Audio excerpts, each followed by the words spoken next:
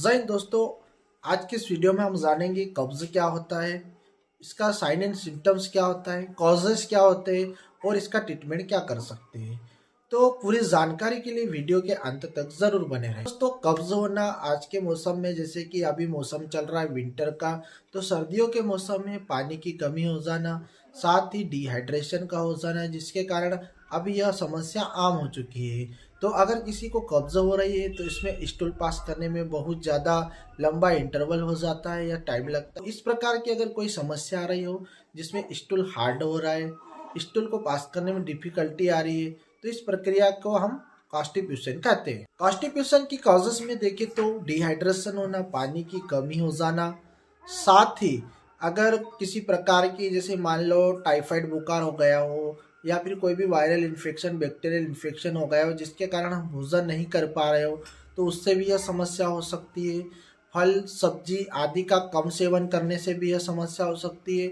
Exercise की कमी होने से भी यह समस्या हो सकती है।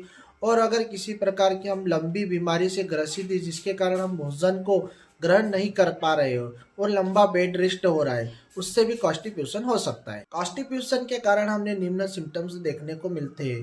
पेट के अंदर दर्द होना, पेट का फूगा हुआ या फिर फूला हुआ महसूस होना, साथ ही पेट के अंदर स्वेलिंग का आ जाना। अगर इस प्रकार की समस्या हो रही है तो यह साइन एंड सिम्टम्स कॉन्स्टिपेशन के होते हैं। और साथ ही भूख की कमी होना, और अगर लंबे टाइम तक स्टूल पास नहीं हो पा रहा हो तो उस पेट के अंदर जहर बनने की संभावना बढ़ जाती है। इसके डायग्नोसिस के लिए पेशेंट की हिस्ट्री लेते हैं, साथ ही पेशेंट की कंडीशन के आधार पर इसका डायग्नोसिस किया जाता है। इसके ट्रीटमेंट में देखें तो हम घरेलू ट्रीटमेंट के रूप में निम्न ट्रीटमेंट कर सकते हैं, जैसे कि फाइबर युक्त भोजन को लेना, ग्रहण करना, साथ ही पानी की मात्रा में बढ़ोतरी करना, मतलब पानी का ज्यादा पीना, इसके साथ फाइबर युक्त फल फ्रूट आदि का सेवन करना। और अगर किसी दवा के कारण कॉन्स्टिपेशन हो रहा है तो उस दवा को लेना तुरंत बंद कर देना चाहिए। अगर घरेलू उपचार से इस बीमारी में आराम नहीं आ रहा है तो डॉक्टर द्वारा निम्न ट्रीटमेंट किया जाता है, जिसमें टेबलेट के रूप में ड्यूकोलेक्स टेबलेट, यह 2 गोली एक साथ दी जाती है, साथ में गुनगुना पानी पिलाया जाता है। और साइरप के रूप में क्रेमाफिन साइरप 10 ml दी जाती है। डॉक्टर द्वारा यह निम्न ट्रीटमेंट किया जाता है। फिर भी इस समस्या में आराम नहीं आता है तो ग्लिसरीन एनिमा का उपयोग किया जाता है, जिससे एनस के अंदर डायरेक्ट इंजेक्ट किया जाता है। सभी दवाओं का उपयोग स्टेन रिलीफ के लिए किया जाता है।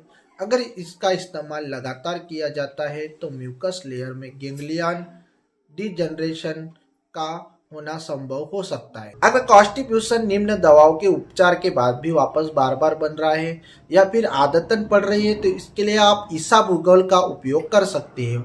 और किसी प्रकार के भी लैक्सेटिव का उपयोग लगातार नहीं करना चाहिए, इसे बदल बदल कर उपयोग करना चाहिए। और साथ ही खाने में फल फ्रूट फाइबर तथा प्रोटीन युक्त पदार्थ को ऐड करना चाहिए। और डेली एक्टिविटी में एक्सरसाइज, योगा आदि भी करना चाहिए, जिससे आपका जीवन स्वस्थ और खुशहाल बन सके। तो दोस्तों, आपको यह जानकारी कैसी लगी कमेंट में जरूर बताएं। मेरे चैनल को लाइक करें, शेयर करें तथा सब्सक्राइब करें। धन्यवाद।